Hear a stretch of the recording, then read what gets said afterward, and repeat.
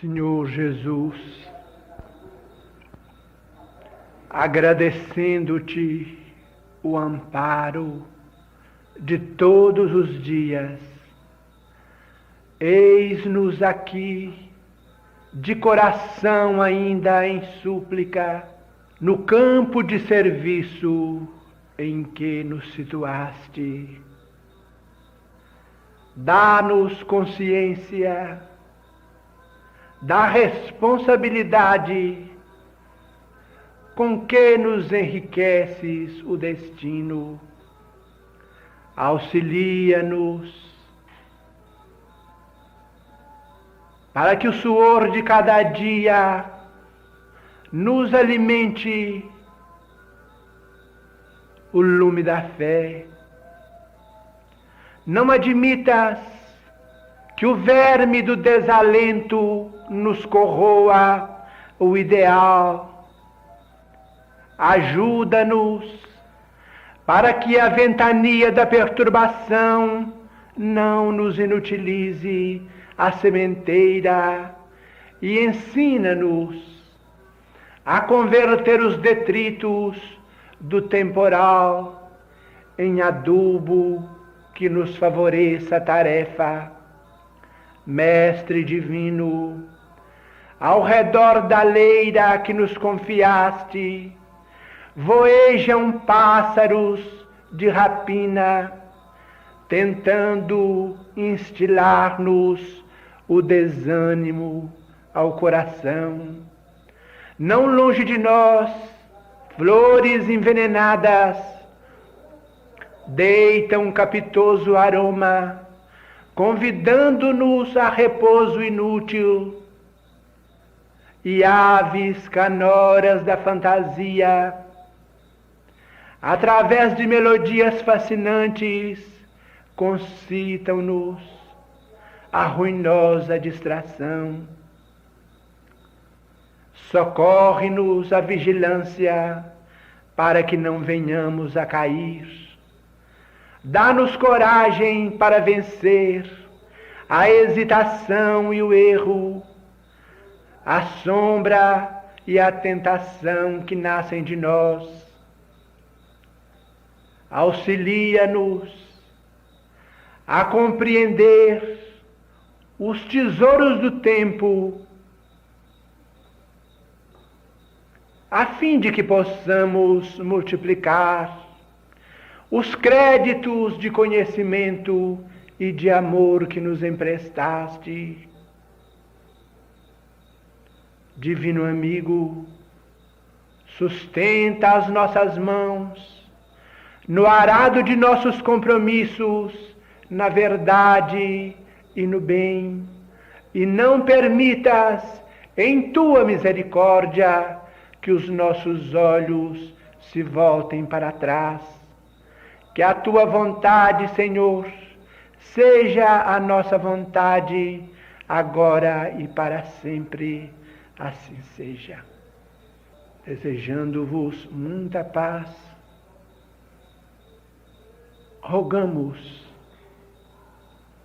ao nosso Pai Celestial, nos proteja, meus amigos, e nos abençoe nos deveres esposados. É a oração rogativa do vosso companheiro e servidor de sempre, Emmanuel. Pedimos para que seja desligado.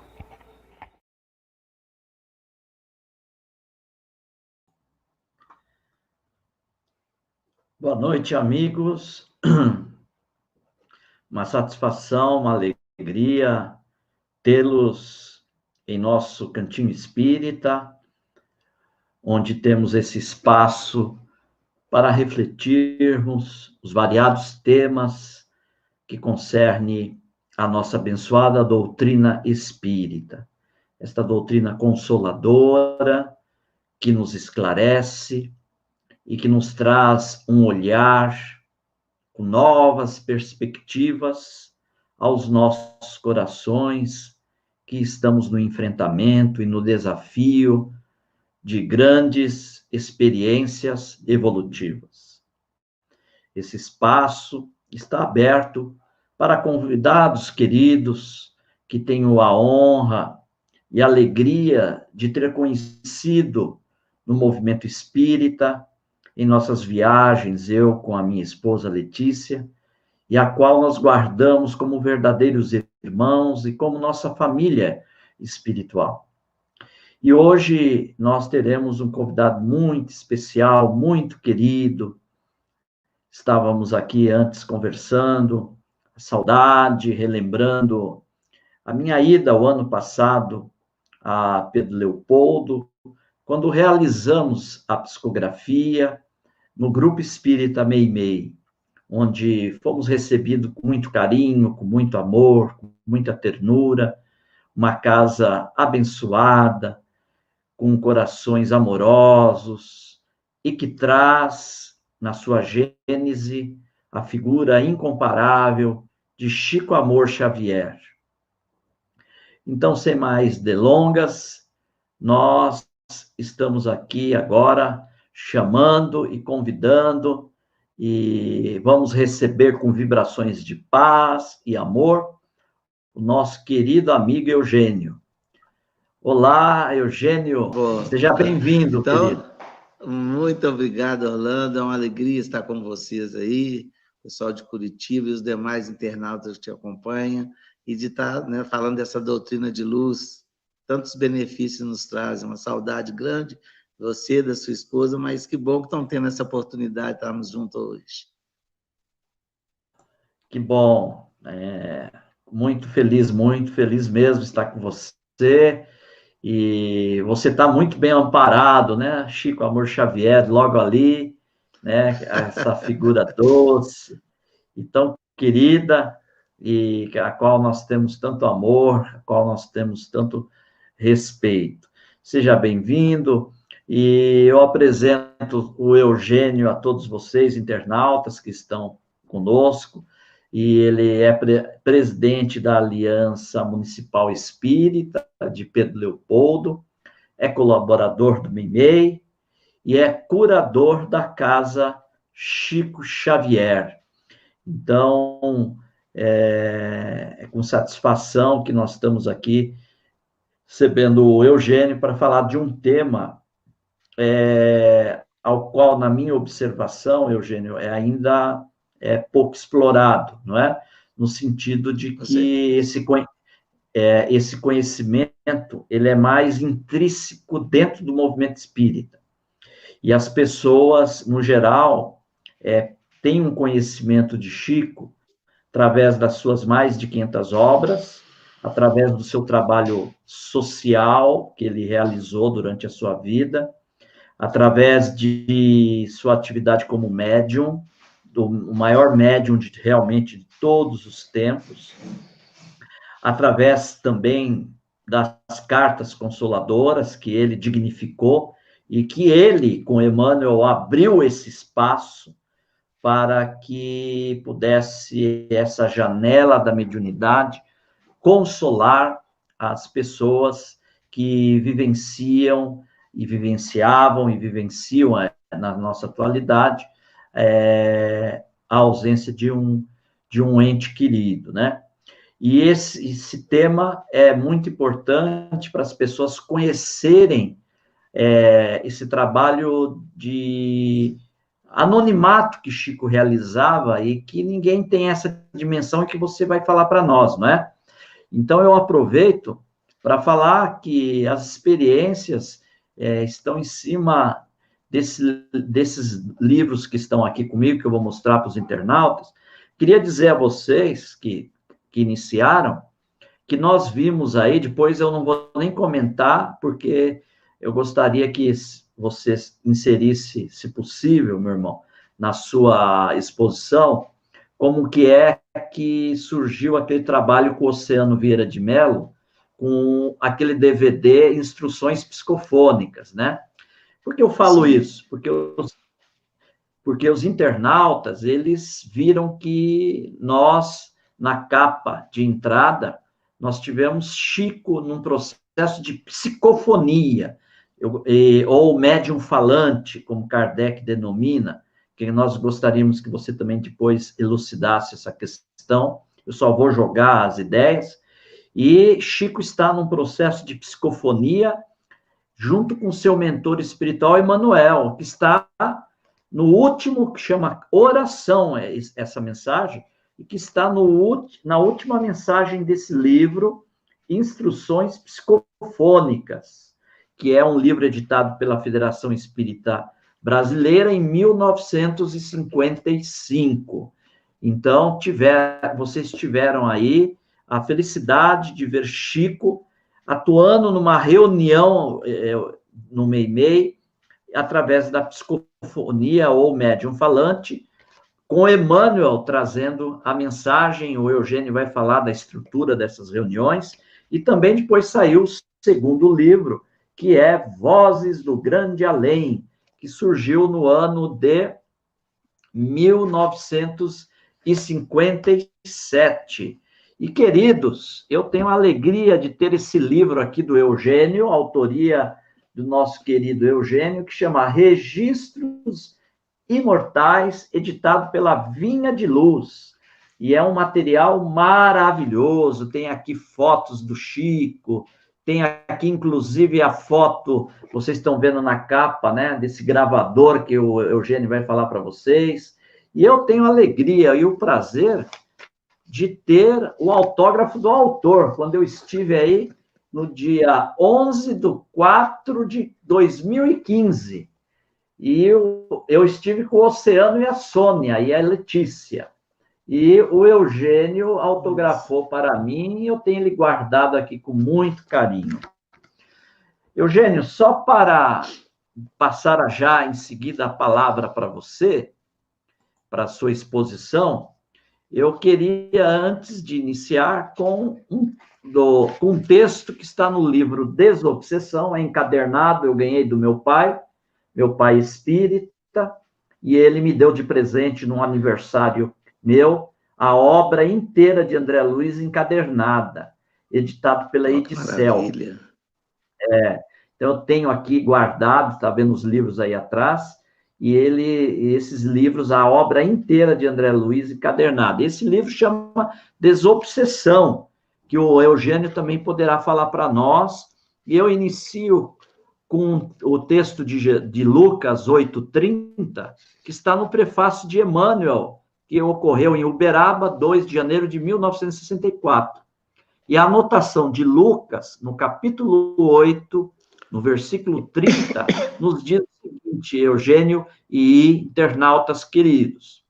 Vocês podem, antes de eu ler, vocês podem formular perguntas que no final o Eugênio irá responder para vocês. Vão colocando aqui durante a palestra dele, eu vou anotando e depois eu vou perguntar, porque nós vamos ter um bate-papo. E diz assim: e perguntou-lhe Jesus, dizendo, qual é o teu nome? E ele disse, Legião, porque tinham entrado nele muitos demônios. Lucas 8:30. E Emmanuel, então, faz, em seguida, o prefácio do livro. Eugênio, seja bem-vindo. Na sequência da sua palestra, nós vamos conversando. Você tem o tempo todo do mundo aí, os internautas estão muito felizes de estar com você.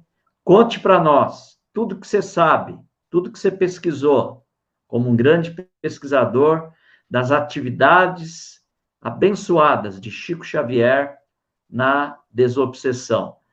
Eu vou agora deixar você na sala tranquilo falando, tá bom? Tá bom, Alan.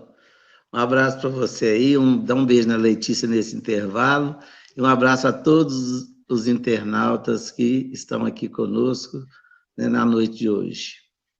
Bom, pessoal, nós estamos aqui para fazer essa reflexão da vida e obra do Chico, que é sempre motivo de muita alegria e de muito conhecimento que a gente passa a ter a cada estudo, a cada oportunidade que os amigos nos oferecem de estar discorrendo sobre esse trabalho que está aí, né? E vai ser encaminhado para a posteridade com toda certeza. E o tema que o Orlando nos convidou a falar sobre as atividades de Chico Xavier na desobsessão. Eu achei muito interessante o convite dele, porque nós discorremos muito sobre a atividade do Chico no Centro Espírita Meimei. E aí nós reportamos agora, desde o início do trabalho mediúnico do Chico, para a gente ter uma reflexão e ter um contexto, né, do trabalho do Chico desde o que surge a sua mediunidade. É uma história que ela é conhecida, mas ela precisa ser refletida a cada oportunidade que surge.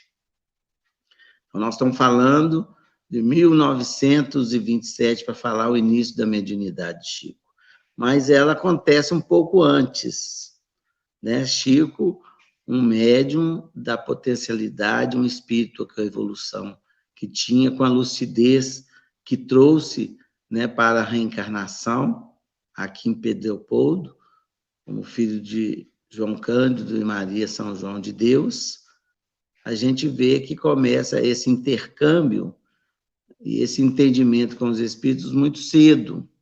Tanto é que o Chico, na sua infância, nós estamos falando da desobsessão, ele seria visto como um obsidiado. Ele estava abrindo caminhos para os médiuns nesse entendimento. Tanto é que a gente vê o conflito que ele teve com a própria família, com a igreja, nesse sentido de compreender a tarefa de Chico Xavier. Então, quer dizer, começa aos 5 anos, quando ele vê a mãe pela primeira vez.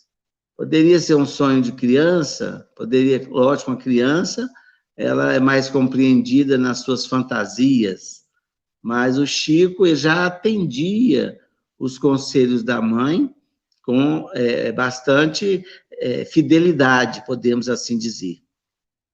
E o Chico, ele progride nesse contato, até que a mãe o avisa que chegaria um anjo bom, que tomaria conta de toda a família, que iria, quer dizer, ocupar aquele lugar, aquele vácuo, aquela tristeza tão grande que era a ausência da própria mãe, junto aos filhos e ao esposo, o João Cândido. Aí que vem a Cidália Batista, que casa-se com João Cândido e reúne todos aqueles filhos para que pudesse ter a família junta e desse sequência à vida, né, familiar. Então, o Chico, nessa época, a gente fala muito da madrinha, mas ele teve as pessoas boas que chegaram até a ele. E o Chico causa surpresa desde cedo, quando ele tem um fato de uma gravidez de risco que estava tendo de uma vizinha, eles não identificavam por quê, ele dá o diagnóstico. Já causou a surpresa porque ele não tinha conhecimento, né, científicos, técnicos, e mesmo pela pouca idade, para trazer aquela definição que era um espírito próximo a ele. Outro fato que marcou a mediunidade do Chico foi a questão da redação, em que ele foi um concurso no Brasil e ele foi um vencedor, né, com um texto que ele falou que não era dele, que havia sido ditado por um amigo. Ninguém acreditou também, né?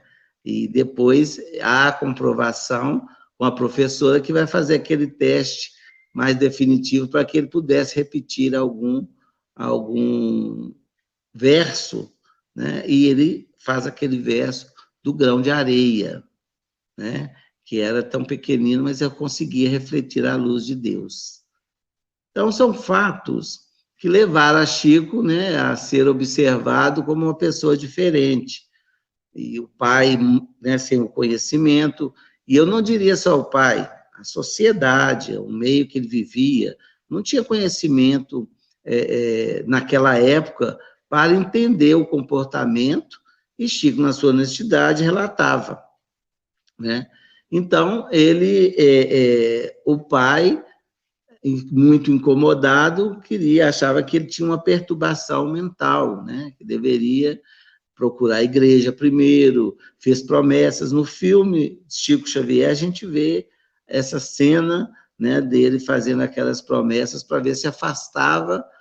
Na época, o entendimento seria o demônio, né, ou a perturbação do Chico Xavier. Então, a sua mediunidade já estava revelada, mesmo sem a compreensão, digamos assim, efetiva, né, dele como uma criança que era, como um jovem que era na época, né?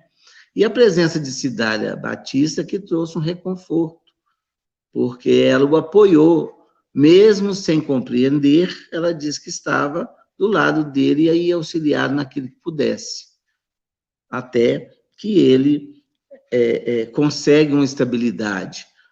O pai, né, queria interná-lo no hospício. O padre conseguiu que fosse encaminhado para a fábrica de tecidos para começar a trabalhar, porque iria contribuir mais com a família, para que evitasse essa internação do Chico como uma pessoa em perturbação. E ali ele ficou, por questões de saúde, ele teve que se afastar, mas o padrinho o acolheu nessa hora, né? Ele deu um trabalho no comércio que ele tinha. E aí Chico ficou estabilizado, mas, quer dizer, aquele desconfiômetro ligado, né? E o interessante de tudo isso é que o Chico, ele vai ter uma história que vai mudar a vida dele, né? Que é a história que todo mundo conhece, aí já começa o trabalho da desobsessão.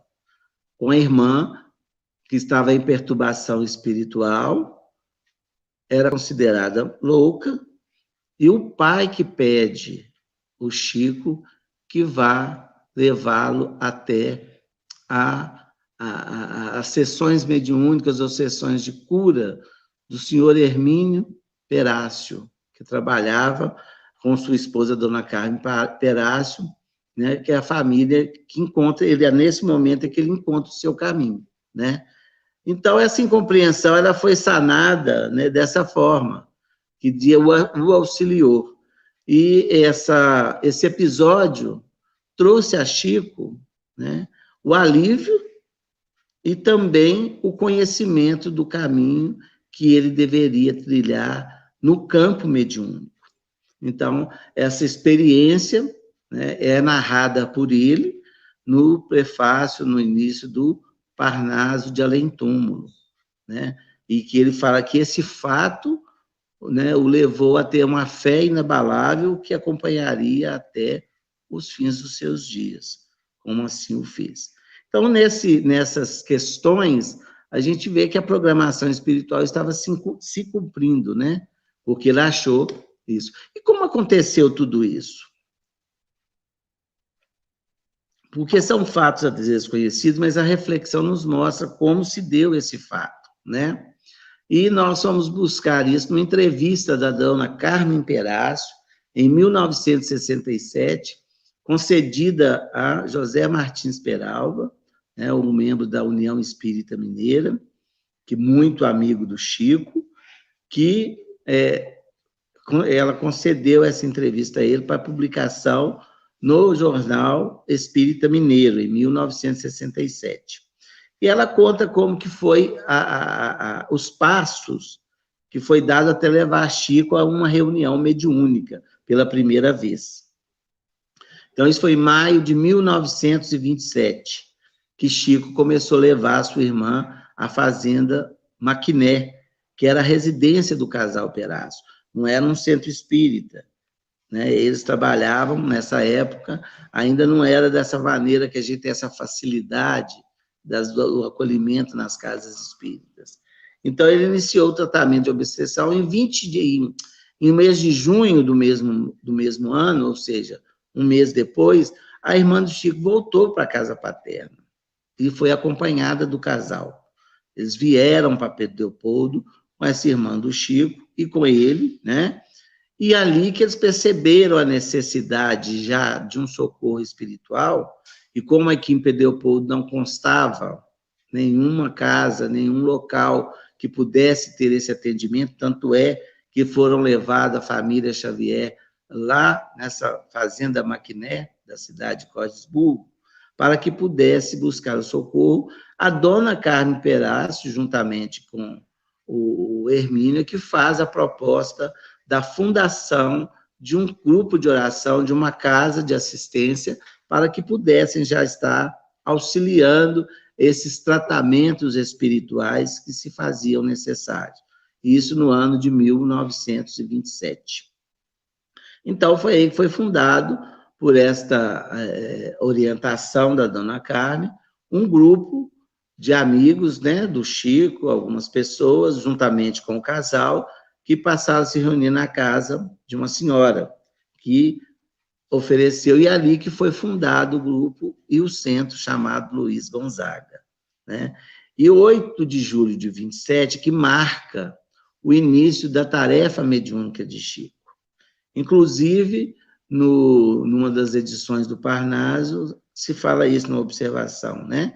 Porque nós contamos fatos anteriores a essa noite de 8 de julho de 1927, né? Que Chico teve o contato com os espíritos, mas a mediunidade, né, conhecida e já ligada aos espíritos para o trabalho que iria iniciar, foi em 8 de julho de 1927.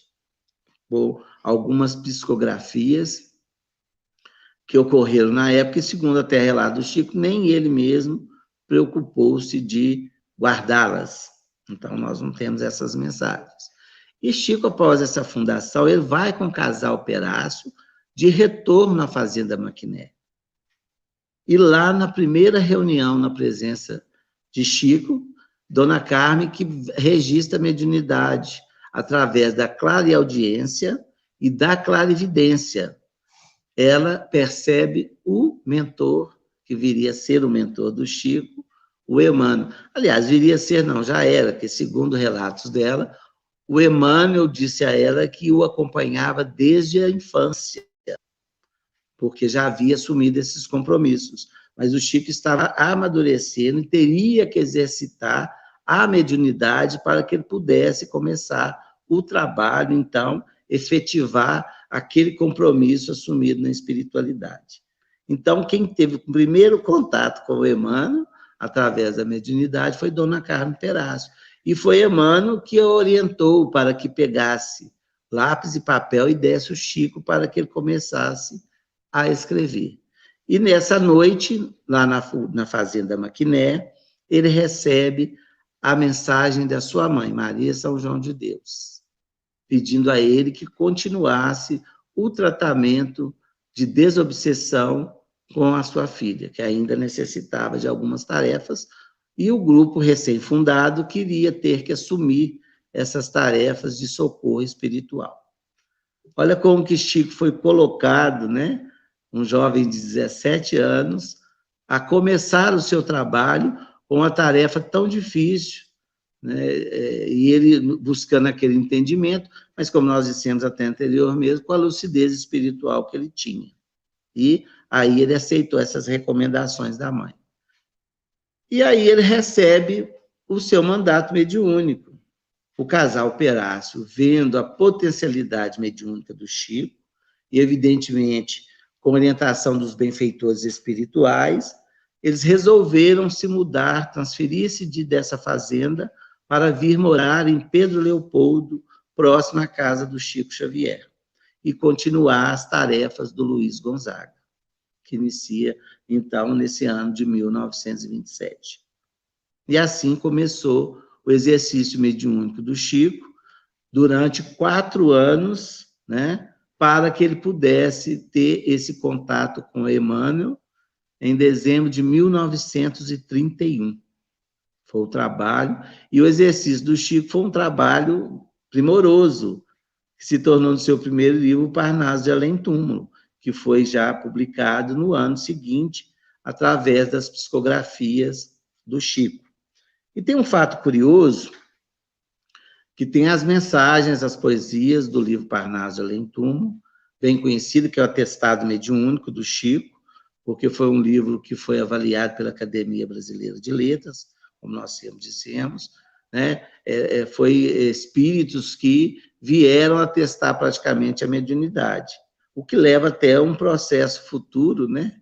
Depois do desencarne de Humberto Campos, né? Sobre as questões da mediunidade, mas era uma mediunidade atestada desde o Parnaso de Além Túmulo, que é lançado em 1932.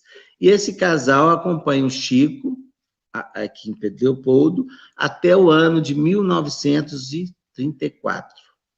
Eles vão para Belo Horizonte por motivos de trabalho, e quem assume com Chico a tarefa mediúnica é o seu irmão, José Cândido Xavier, né, que era o irmão que o acompanhava nas tarefas mediúnicas, que ficou como presidente e dirigente do Centro Espírita Luiz Gonzaga, já fundado desde o ano de 1927.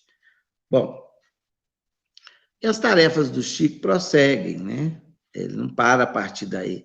A gente vê nos relatos do Chico que teve momentos, né, que ele ficou praticamente sozinho no Luiz Gonzaga. Os amigos foram se afastando e ele continuou a tarefa junto com seu irmão também, né? E ali, o que nos conta alguns relatos, que o José Xavier e o Chico se dedicaram à tarefa mediúnica com ardor. O José Xavier desencarna no ano de 1939, portanto, 5 anos após a transferência do casal Perácio. Foi nessa época que o Chico se sentiu mais sozinho, né?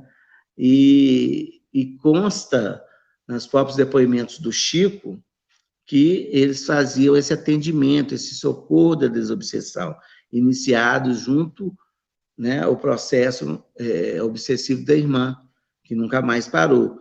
Então, eles ficaram desse período, desse atendimento e desse socorro, até o ano de 1939, onde, com o desencarne de José Xavier, pouco conhecimento que se tinha da tarefa, né?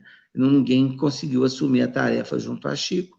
Ele continuou o trabalho de psicografia, o trabalho de assistência social aqui, né? O visita à periferia, naquela simplicidade que, quando a gente vê ele falando disso, a gente se emociona, né? De levando o que podia, de indo de encontro à pessoa, nem que seja com uma prece, e ele fazia isso aos sábados, né? Impreterivelmente, ele socorria, era uma tarefa, e aqueles que precisavam, né, ele ia quase todo dia, como nós podemos ver no relato dele do caso Valéria, que ele ia aos sábados, mas depois que ela piora, ele passa a ir todos os dias ao socorro. Então, a tarefa mediúnica do Chico, como o Orlando até disse no início, né, não se deteve somente na psicografia, que é mais conhecida e que nós mais vemos a divulgação, né, a propagação, o que é muito justo e devido e necessário, né, porque ali são páginas que veio do mais além, são páginas de leis divinas. Eu sempre falo que nós tivemos, né, no início os matriarcas, depois tivemos os profetas, os patriarcas, desculpa, patriarcas, os profetas, e hoje temos os médios. Chico foi um médio que trouxe essa lei divina através da sua psicografia. Bom, aí Chico continua a sua tarefa, até que Emmanuel, né, nesse contexto em que Chico estava, já se instalado na Fazenda Modelo para o Trabalho em 1935, o Chico ele começa várias tarefas, inclusive o culto do Evangelho no Lar na casa de Dr. Rômulo Joviano, que era o diretor da Fazenda Modelo. Aí nós começamos aí a série André Luiz, que é um marco também na mediunidade do Chico, e nós vamos ver que o Emmanuel apresenta o André Luiz para Chico para essa nova tarefa. E nós vimos obras belíssimas. No ano de 1944, lança-se o primeiro livro, O Nosso Lar. E hoje nós chamamos essa série André Luiz como a vida no plano espiritual. Eu fiz a minha reflexão, falei, gente, então aí começa um esclarecimento, né, sobre as questões da obsessão. Nós temos no Céu e Inferno vários relatos dos espíritos desencarnados na obra de Kardec. No Livro dos Médiuns nós tratamos da obsessão, no Livro dos Espíritos, no Evangelho. É um assunto, né, bem recorrente na obra de Allan Kardec e com explicações valiosas, evidentemente. Mas o nosso lar, ele, como Emmanuel fala no prefácio, há muito eu queria uma experiência de alguém que vivesse na Terra, tivesse vivido, e tivesse condições de despojar da sua própria personalidade para que pudesse contar como são as coisas aqui, quais são os mecanismos. E o Emmanuel fala que muitos duvidariam, né? Achariam que era uma coisa fantasiosa. Mas aí começa uma revelação para a gente, que a gente tem que ter consciência dessa revelação.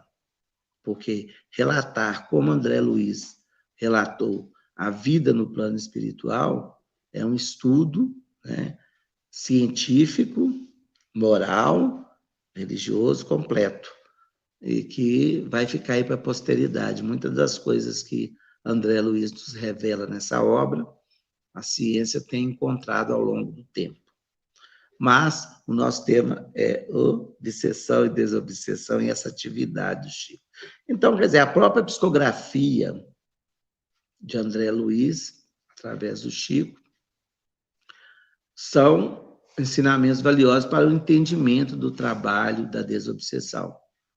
E ele segue com o livro Os Mensageiros no mesmo ano, né, para esse estudo. Lógico que todos se interessam pela obra de André Luiz, estudar, ler e reler, né? Depois nós temos o magnífico livro Missionários da Luz, em 1945, e em 1946 nós temos o livro Obreiros da Vida Eterna. Então, são obras que vêm em sequência, trazendo a vida no plano espiritual, preparando-nos para a compreensão maior da vida após a morte, com testemunhos vivos e explicações, né, valiosíssimas do médico André Luiz. Por que nós somos até 1946? Com Obreiros da Vida Eterna. Porque é um ano também que o Chico passa a ter contato com o que seria seu companheiro de trabalho nessa área, chamado Arnaldo Rocha, bem conhecido no movimento espírita. Foi depois do desencarne de Meimei, 20 e poucos dias, o Arnaldo se depara com Chico Xavier. O irmão dele era espírita, mas Arnaldo era um ateu. E esse encontro se dá em Belo Horizonte, onde Chico, nesse encontro, revela a Arnaldo a dor que ele estava sentindo, da saudade da Meimei, uma foto que estava na carteira, provas incontestes para o Arnaldo que não o conhecia. Então, a partir desse instante, o Arnaldo acompanhou o Chico aqui em Pedro Leopoldo. Essa história se dá como se Arnaldo conheceu a Meimei nesse mesmo dia, mas eu estava revendo. A primeira comunicação de Meimei foi antes desse encontro, na casa do Geraldo Rocha, que viria a ser um dos frequentadores aqui de Pedro Leopoldo também. O Arnaldo presenciou essa comunicação da Meimei através de uma médium, mas ele não acreditou e, não, segundo ele, não souberam explicá-lo. A prova inconteste foi com Chico e ele encaminhou para a reunião ali, Meimei manifestou-se. Aí que ele pôde conversar com ela já com um melhor entendimento, mas sem conhecimento. É mais pela sensibilidade, né? Então, Arnaldo, a partir de 1946, ele começa a frequentar, a convite do Chico, o Luiz Gonzagas, nas segundas e sextas-feiras, que eram reuniões, e são até hoje, dedicadas a reuniões públicas, na época, com um passe e cartas consoladoras também, através da mediunidade de psicografia do nosso querido Chico Xavier. Bom, então, a pedido do Chico, sempre comentava com o Arnaldo a necessidade do trabalho da desobsessão, que seria essa pessoa que faltava, né, em lugar do José Cândido, para que se iniciasse o trabalho. E, segundo Arnaldo, eles começaram esporadicamente, o que nós hoje chamamos, às vezes, de uma reunião de assistência. Em algum caso mais grave que chega à nossa casa, né, se organiza uma reunião por um prazo indeterminado em favor, né, daquela família ou daquele caso que a espiritualidade nos orienta para o atendimento. Então, a reunião, eles continuavam esse atendimento, né, esporadicamente, mas nesses termos, né? E o Chico continuou trabalhando na psicografia, o Arnaldo continua estudando. Em 47 sai mais um outro livro, No Mundo Maior, de André Luiz. Em 1949, o livro Libertação, que trata especificamente, né, da libertação de um processo obsessivo, dirigida por um senhor das trevas, né? É um livro que todo mundo já deve ter lido, se não leu, pegue a série André Luiz, que tem relatos magníficos. Então, a gente vê que nesse cenário é que Chico efetivamente coloca a Arnaldo a palavra dos mentores espirituais, que eles tinham recebido ordens expressas dos amigos espirituais para que se formasse um grupo de socorro em assistência especializada aos desencarnados com transtornos mentais que afetavam os desencarnados através dos processos que nós chamamos obsessivos. Então, todo mundo... O que é um processo obsessivo, né? Pode ter alguém aí que ainda não teve essa oportunidade de ver.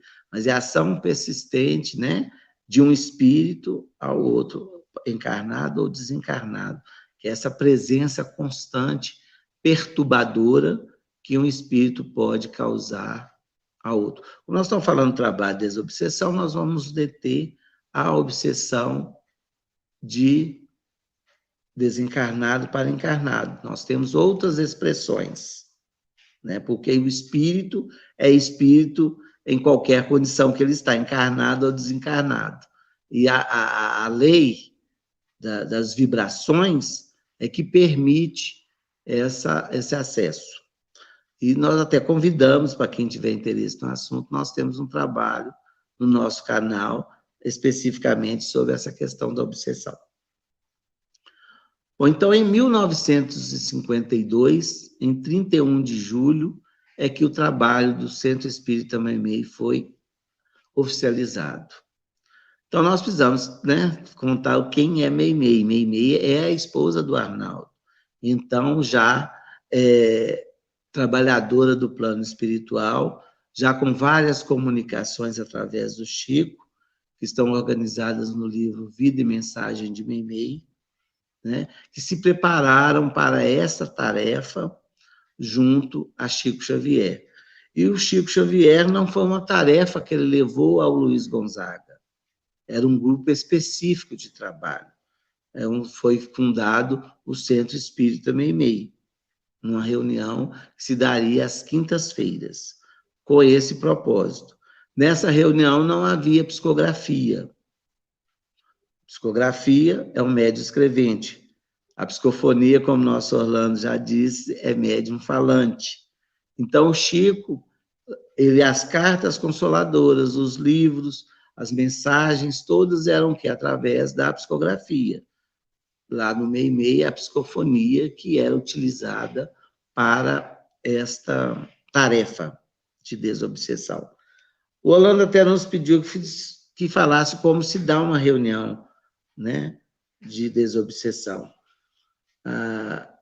Cada um pode organizar a reunião segundo o entendimento, mas vamos reportar André Luiz de novo, no livro apresentado no início dessa live, que é o Desobsessão. A gente vê que o trabalho era tão novo que André Luiz trouxe essas mensagens no livro Obsessão e Desobsessão, que traz a orientação como formar ou como trabalhar um grupo mediúnico, quais as etapas, quais as condições, qual o comportamento, quais os imprevistos, qual a postura que nós temos que ter para o socorro aos irmãos desencarnados numa reunião de desobsessão.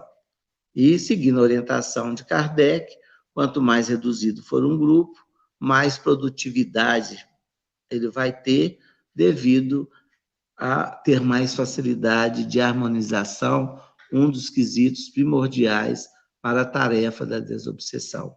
É caridade e amor, compreensão. Nós poderíamos falar aqui bastante, mas futuramente, quem sabe, a gente entra especificamente nesse trabalho da reunião mediúnica, né? No atendimento aos desencarnados. Então, o Chico, ele requisitou alguns amigos, os familiares do Chico. Muita gente pergunta assim, mas a família do Chico, ninguém seguiu o Chico em nada? Nós já citamos José Xavier, a esposa do José Xavier, Geni Pena Xavier, abraçou essa causa na época. Cidália Xavier de Carvalho, junto ao esposo, Cidália, irmã dele, o Chiquinho, o esposo dela, o acompanhou.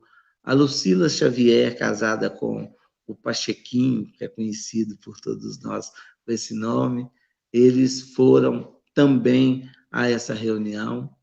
O André Luiz, que emprestou o nome para o pseudônimo do Espírito, também frequentou juntamente com sua esposa, Edith Malaquias. Então, a gente vê que a família do Chico, nessa tarefa íntima, ele assambarcou muitos trabalhos. E nós tivemos a felicidade de trabalhar com a Cidália de Carvalho até 2015, aos 91 anos, trabalhando numa mesa mediúnica, prestando essa assistência fraterna e amorosa aos espíritos em conturbação espiritual. E o Chico, ele trouxe pessoas muito valiosas, amigos muito queridos, né? Como foi o Arnaldo Rocha, que passou a dirigir essa reunião, o Geraldo Benício Rocha, que era o irmão de Arnaldo, cunhado de Meimei, ingressou nessa reunião, o Chiquinho Carvalho, como eu já disse, o Enio Santos, que era um professor, amigo do Chico, todos ingressaram na tarefa com amor e carinho, fora esses familiares e alguns médiuns, né, que trabalharam com o Chico. Então, era em torno, segundo Arnaldo, de 20 pessoas, e dos registros também que nós encontramos posteriormente na documentação do Centro Espírita Meimei. Então, foi uma tarefa mais oculta, né, mais íntima do médium Francisco Cândido Xavier, aqui em Pedro Leopoldo, que é uma assistência fraterna. Para tal, ele fundou esse centro, né, especificamente para a tarefa.